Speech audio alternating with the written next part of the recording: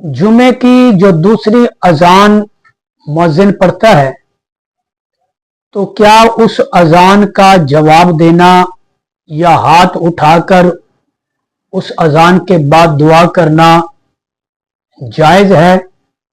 तो इसका जवाब ये है कि जब वो दूसरी अजान खुतबे की जुमे के दिन खुतबे से पहले मुअज्जिन पढ़ता है तो उसका जवाब अल्फाज के साथ नहीं देना बल्कि दिल में उसका जवाब देना है। और अजान के बाद हाथ उठाकर भी दुआ नहीं करनी, क्योंकि वो अजान खुतबे का हिस्सा है कि जब इमाम मिंबर पर बैठ गया अरबी खुतबा पढ़ने के लिए, उसके बाद वो अजान शुरू होगी।